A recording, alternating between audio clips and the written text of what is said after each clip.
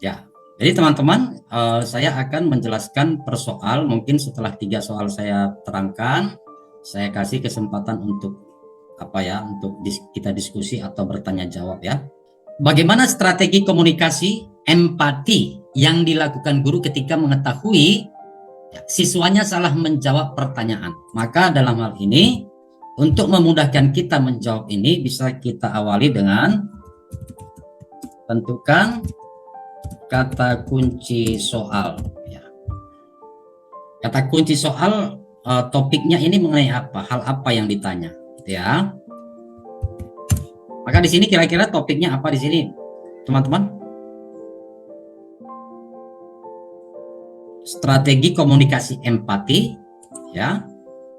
Lalu yang berikutnya, dalam hal apa?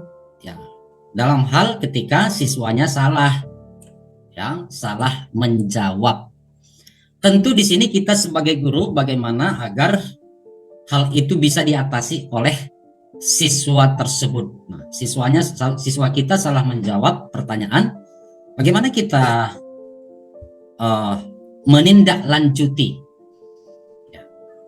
Maka di sini permasalahannya murid kita salah, peserta didik salah, ya tentu yang kita inginkan dia bisa menjawab dengan benar, gitu ya.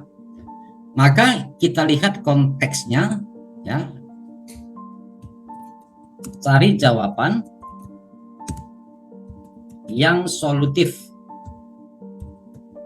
sesuai dengan konteks. Nah, ini ya Bapak Ibu ya.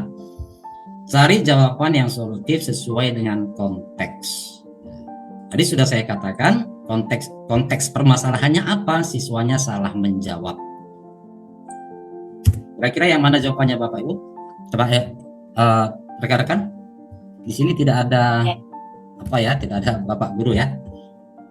Ya, kita bisa mengatakan A itu alfa, beta, Charlie, delta ya supaya lebih jelas dia. Charlie, Pak. Charlie ya. Di sini kita lihat ya. Membantunya menjawab pertanyaan dengan benar. Nah, ini kan sudah sesuai dengan konteks ya. Oke. Kadang dia opsi yang lain mungkin juga bisa sebagai pilihan. Tentu kita cari opsi yang paling tepat, teman-teman ya. Oke, kita lanjut. Nomor 2, jiwa guru antara lain berkorban di lingkungan masyarakat. Hal tersebut sangat penting dengan alasan ya. Oke, kembali lagi di sini coba tentukan kata kunci dari soal atau topik yang dibahas apa sih ini, teman-teman? Nomor 2.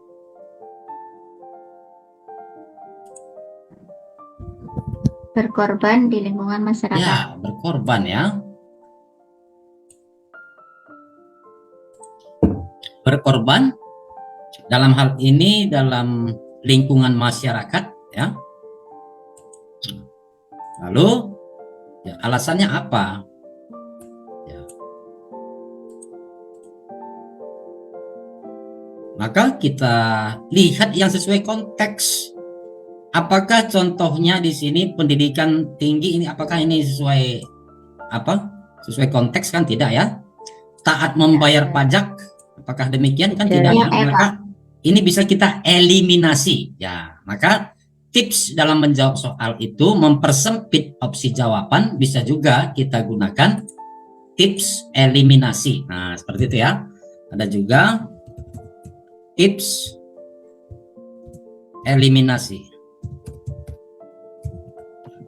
Kita eliminasi jawaban yang kita yakini salah.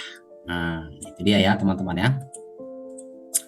Apakah ada lagi yang bisa kita eliminasi di sini? Ya, yang lainnya ini positif ya. Masih ada mungkin hubungannya. Cuman kalau kita lihat konteksnya di sini, di lingkungan masyarakat. Nah, di lingkungan masyarakat.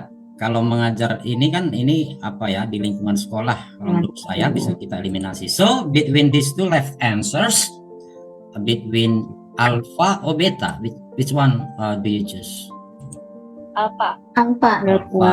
Ya, alpha ya, karena kalau kita lihat di sini berkorban itu tidak mesti materi ya, bisa juga berkorban itu pikiran, ya, usulan, pendapat, waktu, tenaga. Seperti itu ya teman-teman ya. Di sini berkorban itu bisa materi, ya, masuk juga materi ya. Materi masuk juga waktu, masuk juga pikiran atau pendapat, ya, juga tenaga. Nah, seperti itu ya. Maka bisa kita katakan di sini ya, ini ya, inspirasi kebaikan. Oke, kita lanjut soal nomor 3. Oke, rekan guru bahasa Inggris ya, kalau dia soalnya ada beberapa line gitu ya, maka kita baca the last sentence before the options. Nah, seperti itu ya teman-teman ya. Bacalah jika soalnya panjang.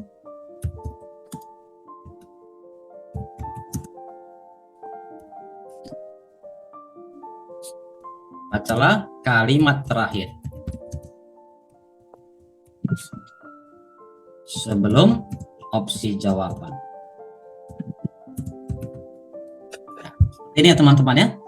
Jadi hal-hal seperti ini, rekan guru bahasa Inggris, ini sangat penting kita kita perhatikan. Kalau bisa buat catatan ya dibuat ya.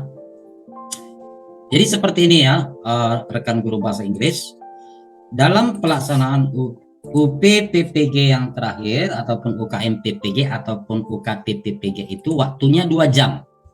2 jam itu tidak terasa waktunya habis. Nah, seperti itu. Maka di sini kita perlu manajemen waktu ya. Ini berhubungan dengan time management ya.